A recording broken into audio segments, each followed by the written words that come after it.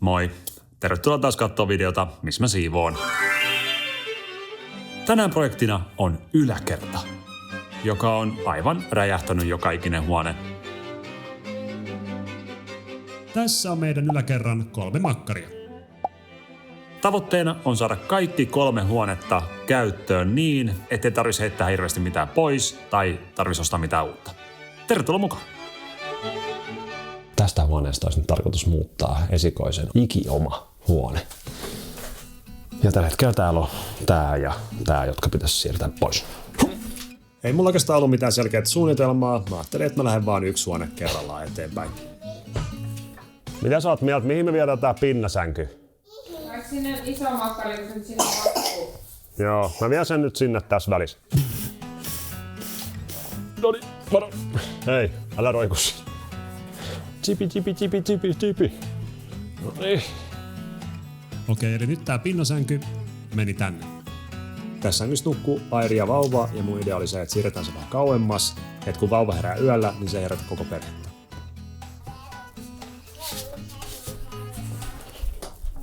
Oho. Iskä laittaa vahingossa valot kiinni. Ja päälle. Miten me ollaan saatu tää tonne huoneeseen? Joku fiksumpi olisi varmaan vähän suunnitellut ja mittailu, että mahtuuko toi sänky tohon huoneeseen. Mut mä oon enemmän semmonen käytännön mies. Ja sitä paitsi kannustuskin oli kohdillaan. Itse jaksaa iskää. Miksi iskä jaksaa?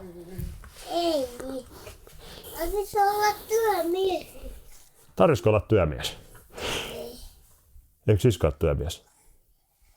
Eikö? Tarvitsisi olla työmies.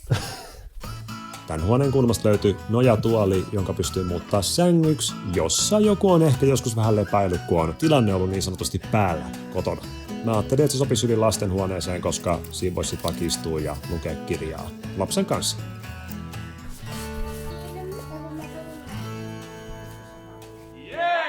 Nyt on iso kysymys. Mahtuuko tää sänky? Niinku tää?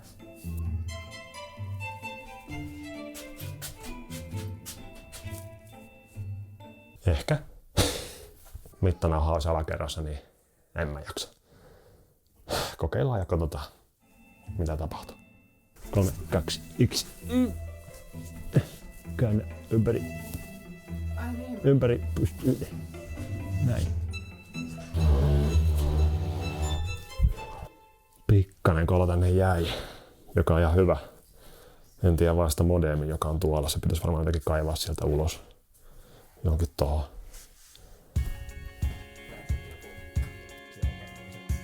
Se on ihan unelmia makkari oikeesti.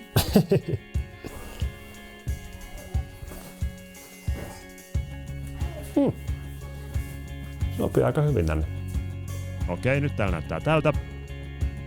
Mennään sitten jatkamaan tänne. Mä ajattelin, että toi näyttäisi edes pikkasen kivemmalta, jos ton nojatuolisängyn patjan saisi johonkin pienempään tilaan.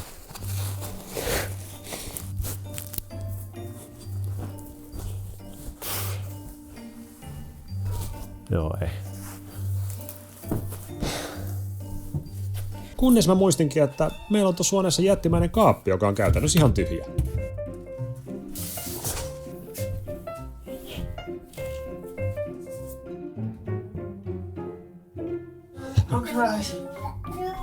On se aika suoras. Hyvä.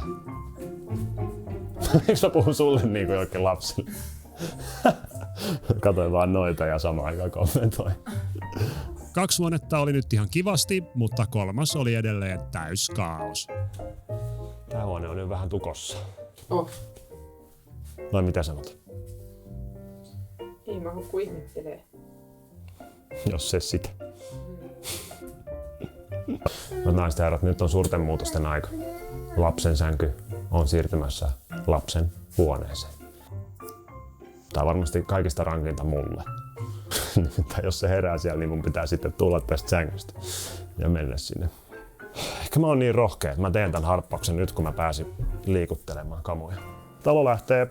Ja näin napanuora oli jo katkeamassa, kun lapsen sänky oli siirtymässä omaan huoneeseen. Vai oliko sittenkään? Se on ihan siinä, älä jaksaa. Koko. Ei sitä voi tuoda toistakaan kautta tuoda. Oh, oi.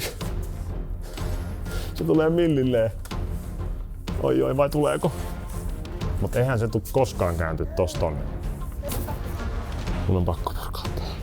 Selvästi kohtalo yritti viestiä, että ei lapsi ole vielä valmis. Tuossa sänky takas vaan. Okei, niin me saatiin se tohon. Mut mitäs sitten? Sä meinaat, että tää nousisi tässä pystyyn.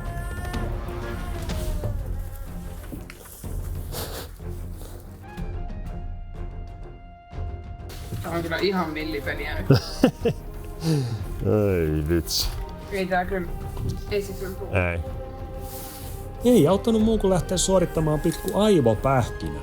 Eihän mulla tietenkään ollut enää mitään ohjeita ton sängyn rakentamiseen, joten mä koitin pohtia, että mitkä ruuvit ois semmosia, että tarvis ottaa mahdollisimman vähän paloja irti, että toi sänky kuitenkin pystyy kääntyä tonne huoneen sisään.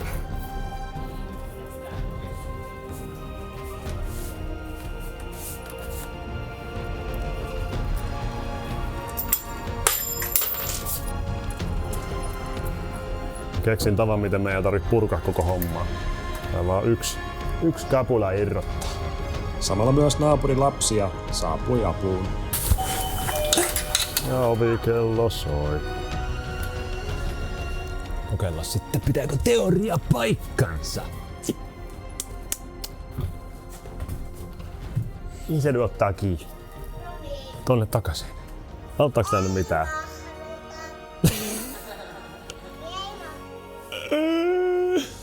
Jos tän ottaa pois.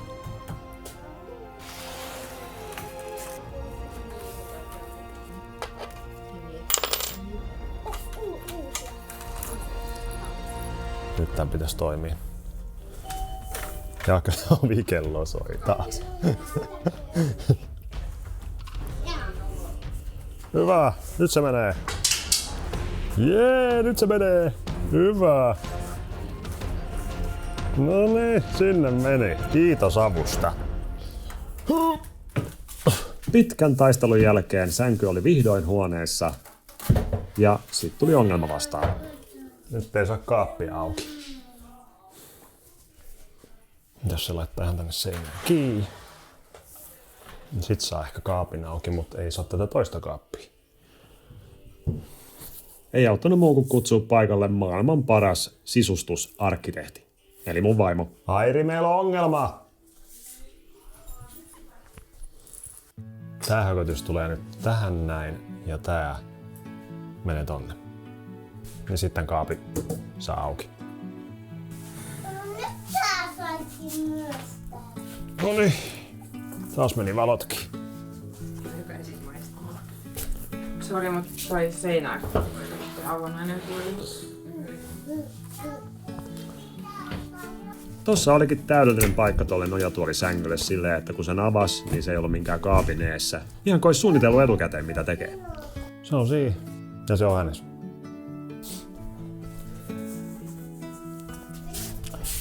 No. Pistä.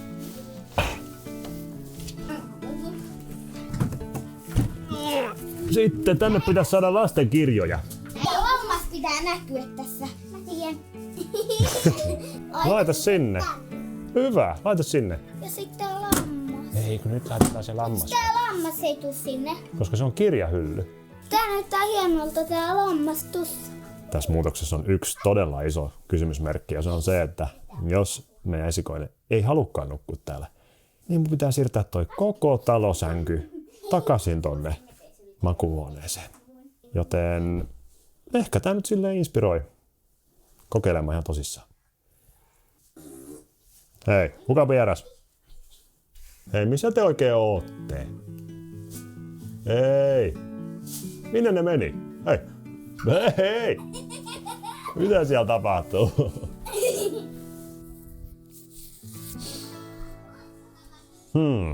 Tähän tällä nyt oikein tekisi. Tää ei ole tällä hetkellä käytössä.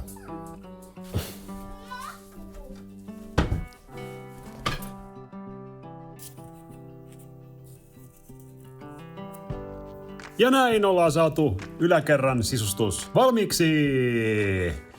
Itse asiassa tässä on mennyt välissä yli kuukausi, koska oli joululomat ja käytiin vähän mökillä. Ja no joo, nyt on myös testattu, että toimiiko tämä järjestys ja yllättävän hyvin on toiminut. Okei, huone numero 1. Airin ja vauvan huone. Tää oli kyllä tosi hyvä päätös, että me siirrettiin Airi ja vauva tänne vähän kauemmas meistä muista. Se, että vauva herää ja herättää muun perheen, on käytännössä loppunut ihan kokonaan. Ja päinvastoin, jos meidän esikoinen herää ja alkaa pitää ääntä, niin mä oon tossa vieressä ja se ei kuulu ihan tänne saakka. Niin ehdottomasti hyvä muutos, ainakin mun mielestä. Ja kyllä se Airikin on vaikuttanut ihan tyytyväiseltä. Sitten lapsen huone. Okei, sanotaan näin, että mä aika paljon siivosin tätä kuvaamista varten, että oli pehmonellut vähän missä sattuu ja kirjat oli levällään lattialla ja niin edespäin, mutta on tääkin kyllä toiminut tosi hyvin. Mä jännitti tosi paljon, että nukkuuko se lapsi täällä, mutta ensimmäinen yö meni ehkä vähän puolittain, mutta sitten toka yö se nukkui täällä jo koko yön. Silloin tällöin on ollut vähän takapakkia, että mä oon nukkunut täällä ja aika usein mä oon ottanut lapsen tonne munkaan nukkumaan ja toissayönä tapahtui niin, että lapsi tuli mun huoneeseen nukkumaan ja mä tulin tänne nukkumaan. Koska nyt kun on vähän kylmempi, niin tää huone on vähän viileä sen takia, että tässä on isot ikkunat, niin se vaikutti hänen nukkumiseen, mutta toimii! Oli hyvä harppaus, vaikka vahingossa tapahtuikin siirtää lapsi omaan huoneeseen. Ja sitten meikäläisen makkari. Ai vitsi sen siivouspäivän jälkeen, kun ensimmäistä kertaa pääsi kaatumaan omaa sänkyyn. Lapsi oli nukkumassa omassa huoneessa, Airi ja vauva toisessa huoneessa. Tää oli kuin mun valtakunta. Mä pystyn tehdä täällä ihan mitä vaan. Tää on mun mielestä aika lailla täydellinen, jos ei oteta huomioon sitä, että vähän rikkoo feng shuita, että toi sänky on tuolla seinässä saakka, koska sit kun lapsi tulee tänne nukkumaan mun kanssa, niin se ei voi olla reunassa, että se voi tippua, niin se nukkuu tuota seinää vasten. Ja toi pinnasänky ei ole nyt käytössä, mutta on sehän söpö. Ja ties vaikka tulisikin käyttää vielä. Yllättävän viihtyväksi tämän paikan sai ihan vaan uudelleen järjestelemällä tilaa. Ei tarvinnut hankkia mitään uusia juttuja. Ei tarvinnut edes heittää käytännössä mitään pois. Pikkumuutoksilla voi saada paljon aikaa. Kommentoikaa alle, jos teillä on lapsia, että minkä ikäisiä ne on ja miten te olette tehneet teidän nukkumisjärjestelyt. Meidän perhe on tehnyt näin ja katsotaan, voi olla, että kuukauden päästä ollaan kaikki taas ihan eri huoneissa. Mutta se kuuluu asiaan, lapset kasvaa ja niiden tarpeet muuttuu ja niin edespäin. Paina tykkäystä, tilaa kanava, se on moi moi!